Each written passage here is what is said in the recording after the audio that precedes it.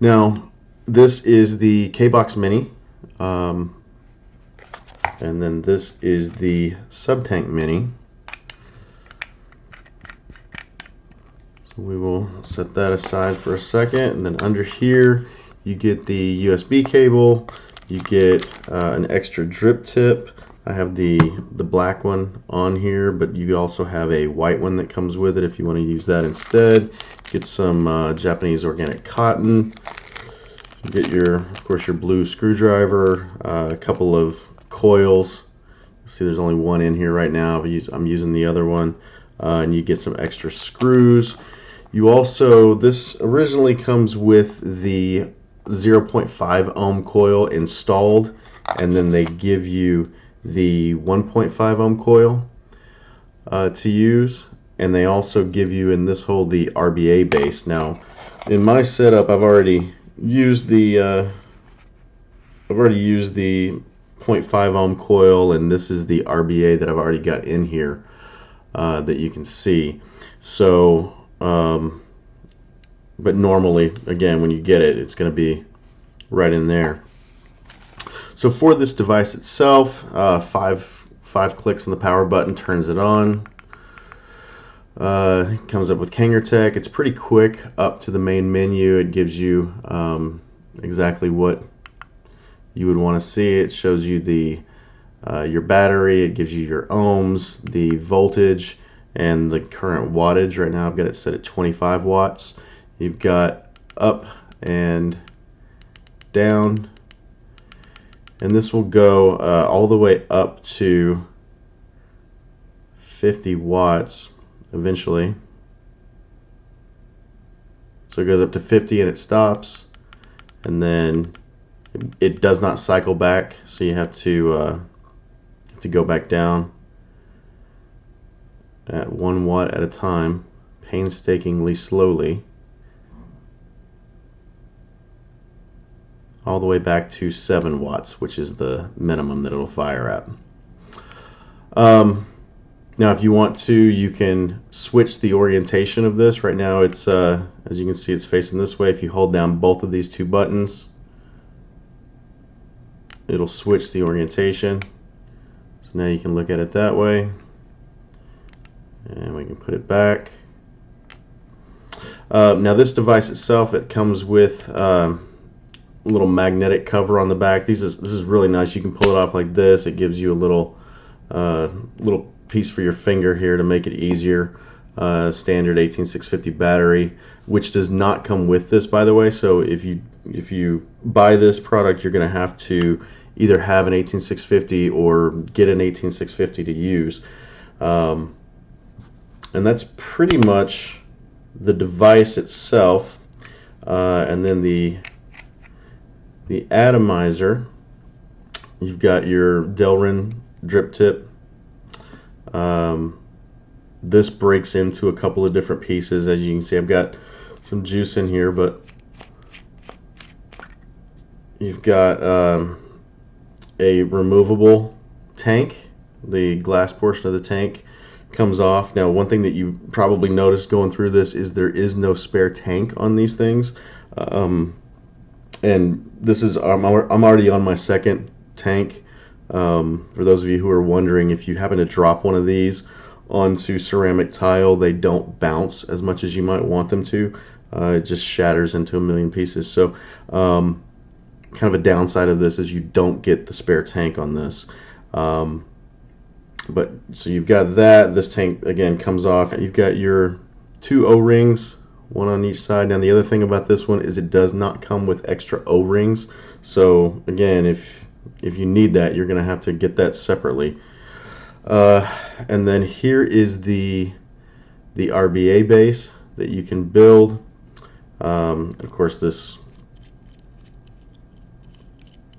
comes off of here, and then that's where you would either screw this back in or the OCC coils, either way. And this is comes into pieces. So you've got the little top cap here, which you can take off, and then inside you see I've got my build in there, and there's a screw on the side right here, and you can using your little screwdriver.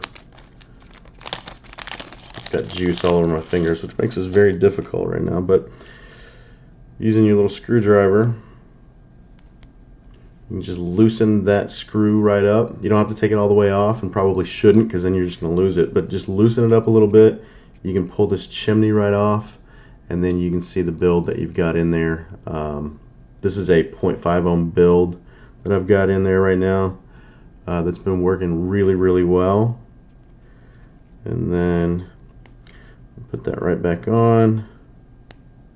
Make sure that your cotton is in the holes on each side. You want to make it, kind of loose in there, kind of fluff it up a little bit. And that's the RBA base that I'm using. Now, of the two, I gotta say the performance on the OCC coils, the vertical OCC coils, is actually better than the RBA base. What I've found on using this is, for some reason, the RBA, and I'm not sure if it's my build or not, but I've actually seen this in some other reviews as well. The build on the RBA base is a horizontal build,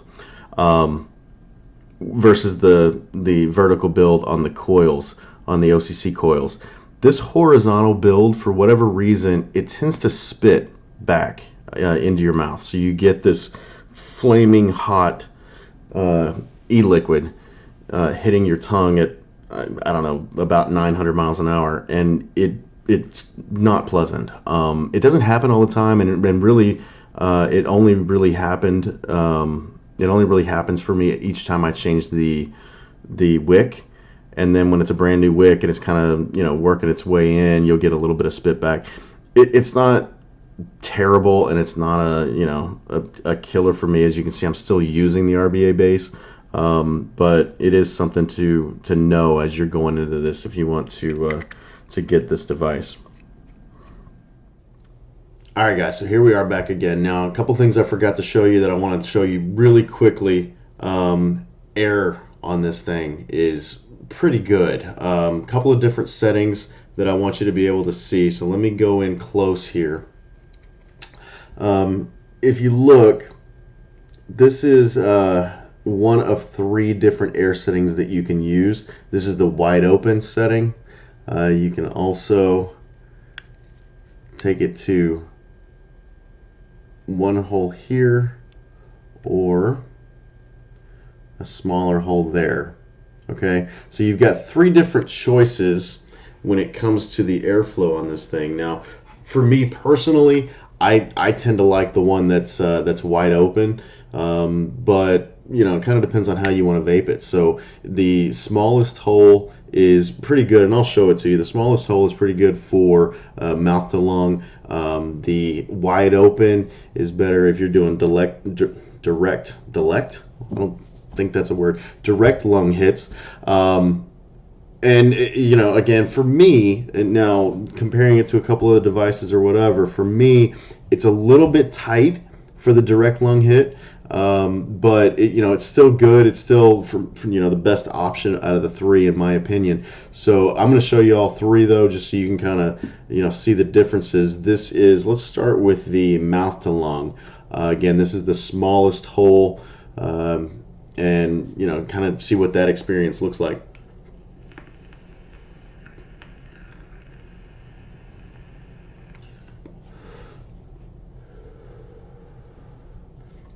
So again, not bad, not really the way that I vape, but for some people, they're really gonna like that mouth to lung. It gives you a nice experience, very much like smoking a cigarette. To be perfectly honest, it's very, very tight in that smallest hole.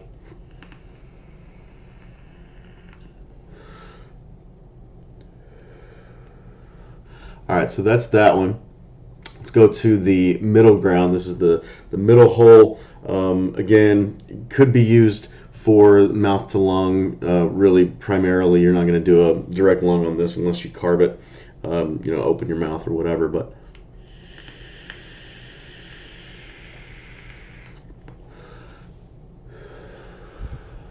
I actually prefer that one to the smaller hole.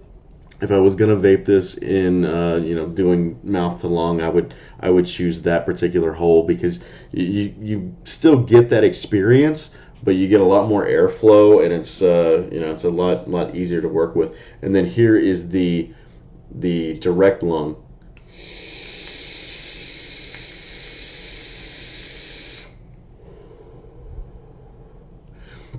As you can see on that, really good clouds. Let me kind of go back a little bit so you can maybe see them a little bit better.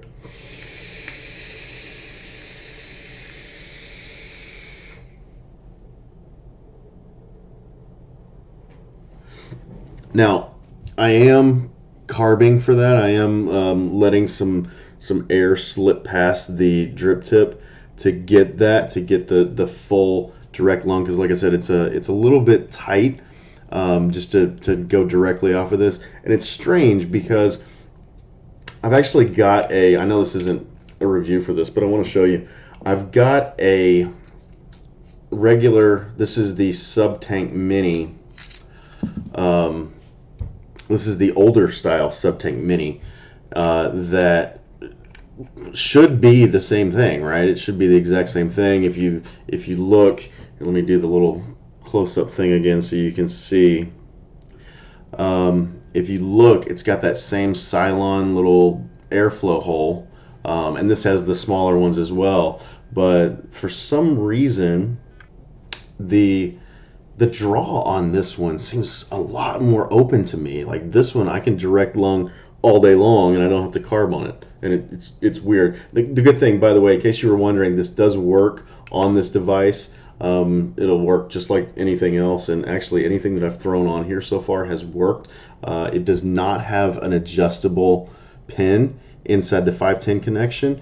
From what I understand, and I don't know if this is true or not, I got one of the original versions or whatever, but the newer versions, supposedly they're coming out with one that has an adjustable pin inside that 510 connection, so it'll work with even more devices. But this particular one does not have that, but again, I haven't had a problem with it. But so back to this Sub-Tank Mini, let me just kind of show you.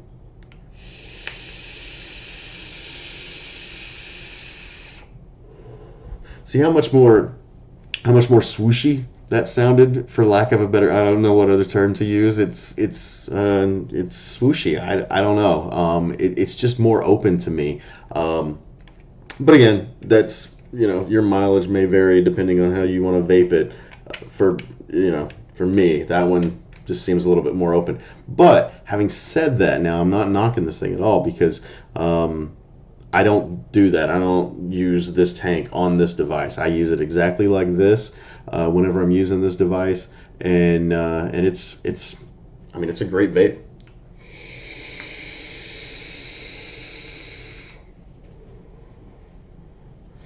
All right, so that's pretty much it for the Kanger what is this thing called? The Kanger Subox Mini starter kit. So what do you think, guys? Is this what do you think about this device? Is it something that you have to have? Is it something that you really want? Or maybe it's something that you already do have, and either you love it or you hate it, or you're somewhere in between. Why don't you let me know in the comments down below? And while you're there, if you want to, maybe you subscribe to the channel. You can come along on this vape journey with me. In the meantime, as always, why don't you grab yourself a vape and have a great day. And thank you so much for watching.